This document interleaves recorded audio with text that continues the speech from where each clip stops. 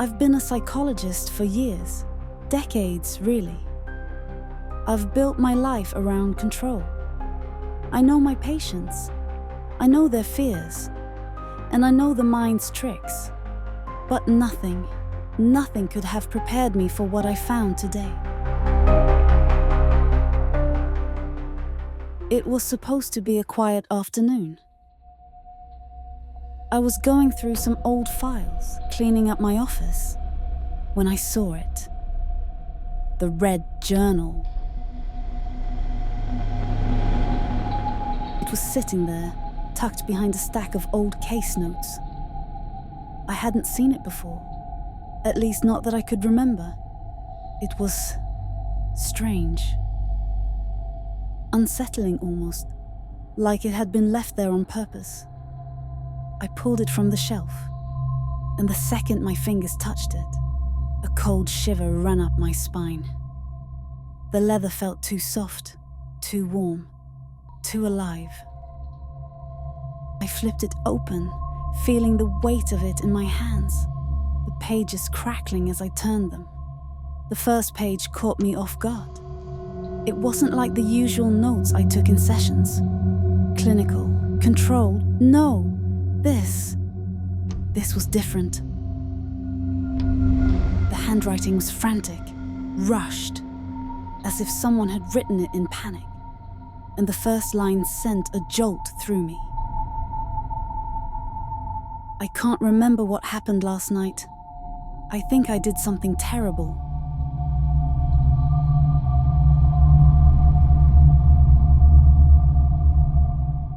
My breath caught. It hit me like a punch in the gut.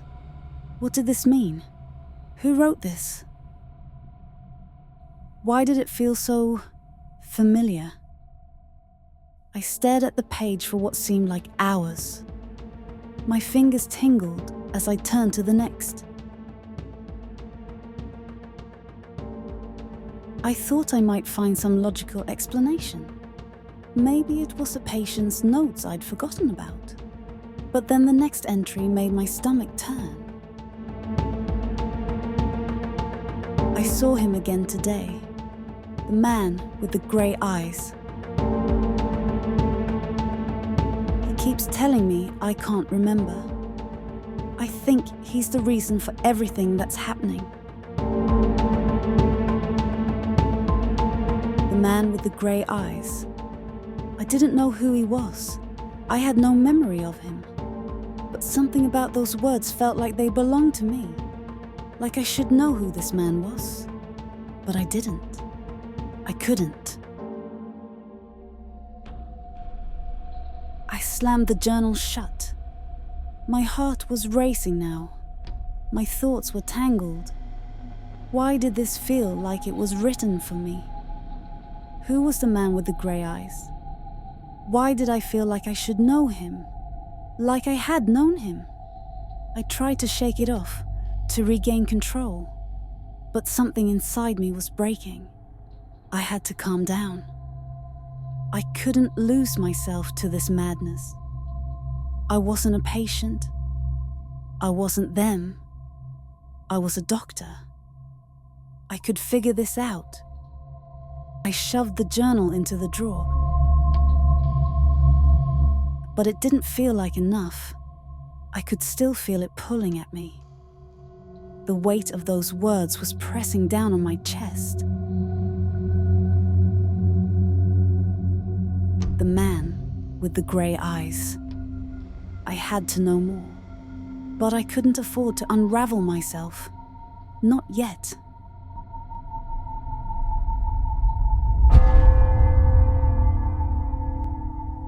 The doorbell rang, pulling me from my thoughts. I wasn't expecting anyone.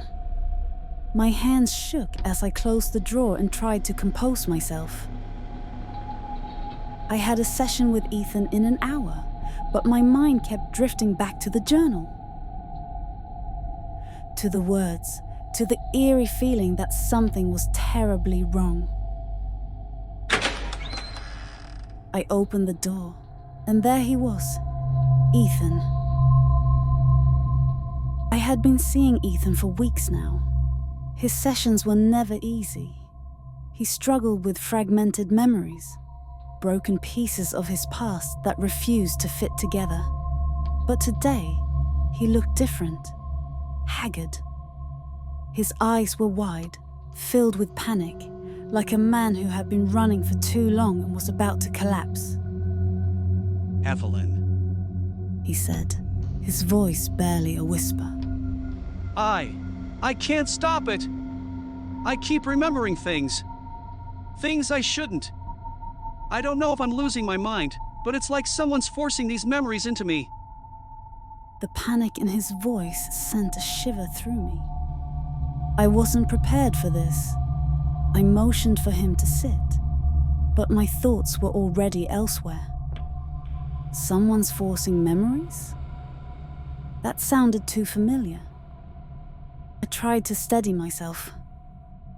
Ethan, you're not losing your mind. We'll work through this. I promise. But my voice trembled, and I knew he could hear it. I didn't believe myself. How could I? His words, they were too close to something I had read just moments before. Could it be connected? Could Ethan's fractured mind really be part of this puzzle I didn't even understand yet? He looked at me, his eyes filled with terror, and that's when I saw it. Recognition. It was subtle, but there it was. He knew me. In a way I couldn't place. Dr. Marks, I keep seeing the same man. The man with the gray eyes. He tells me I can't remember. He says we're both part of it. Ethan said. His voice was shaking. The world felt like it stopped. The gray-eyed man. I had heard that name before. But I didn't know where.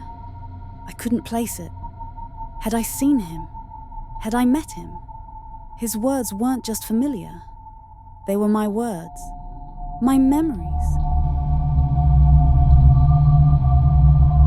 I hadn't told him anything about the journal, but somehow, everything he said echoed the very thing that was tormenting me. My throat went dry. What do you mean, part of it? I asked, though I dreaded the answer. Ethan's voice shook. I think he's been controlling us. Our memories. I think we're part of an experiment. And somehow, you're involved too, Dr. Marks. I don't know how, but I feel it. I see it in my dreams. In the gaps. He says it's all connected. I could barely breathe. The air seemed to leave my lungs. Connected? How could it be connected? I barely knew him, and yet his words felt like echoes of my own forgotten thoughts. I looked at him, and for the first time, I saw something darker in his eyes. Not just fear, but a deep understanding that I wasn't ready to face. This wasn't just his problem, it was mine too. Ethan? I said, my voice trembling. I'm not sure what you mean, but we'll figure this out, together. But even as I spoke, my hands shook. I didn't know how to fix this. I couldn't even fix myself. Ethan wasn't just losing his memory. He was remembering someone else's memories. Someone who had been erased, just like him. And somehow, my own past was tied to his.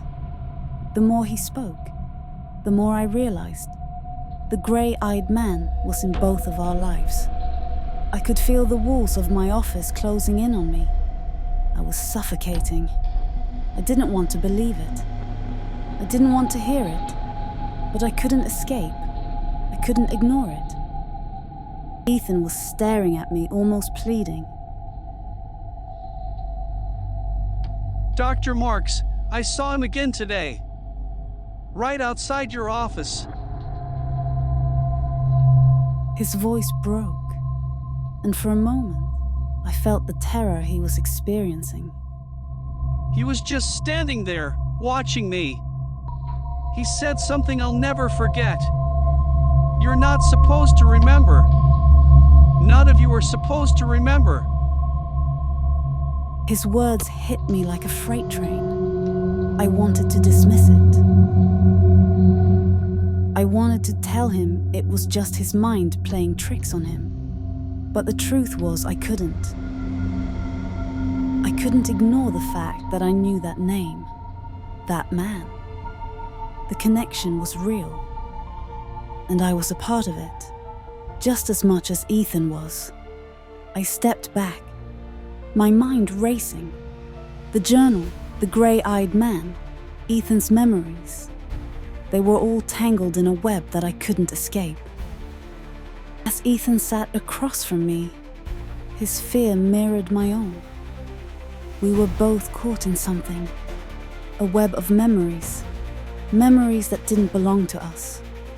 But why? How had I become tangled in it? And more importantly, how do I get out?